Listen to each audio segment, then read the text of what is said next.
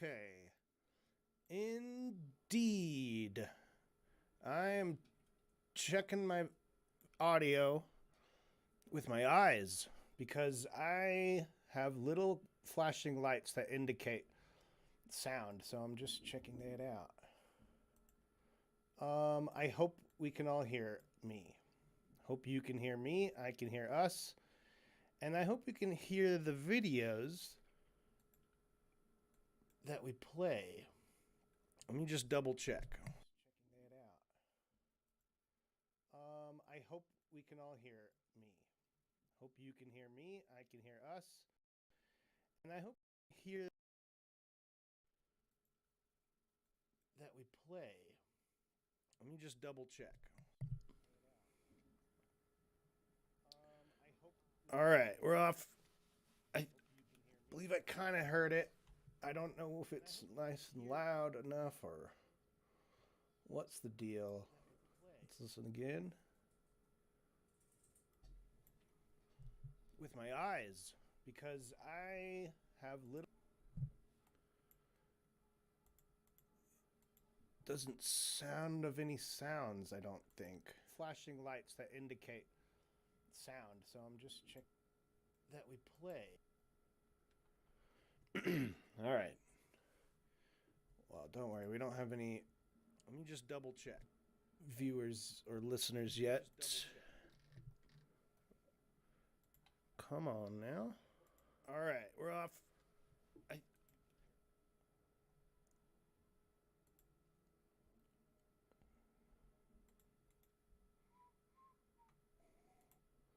Let's pull up our chat.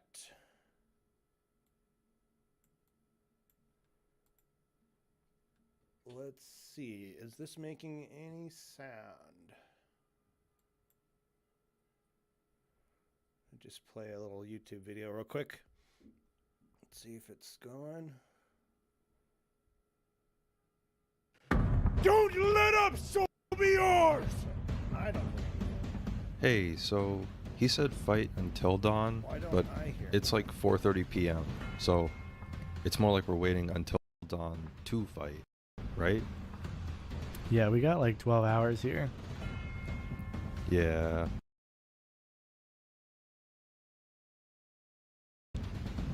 Yep.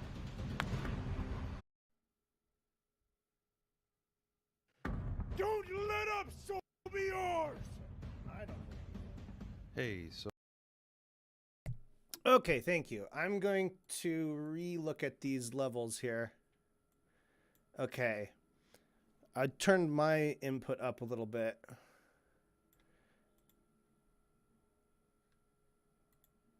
When I play other videos, I'm just going to double check the volume of that. Oh my gosh.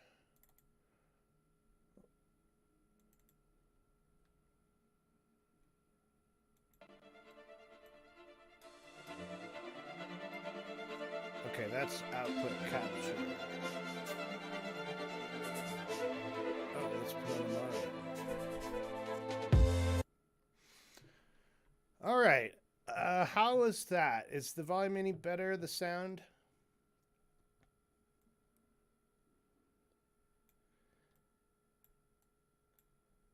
I have my little green lights.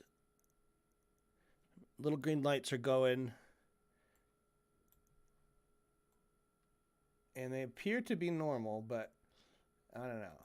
so he said fight.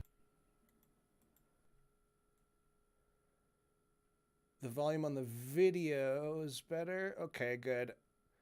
I turned that up nice and loud. This might just be general, because my mic is a little bit far away from my mouth. So I might turn up the sensitivity of it or something.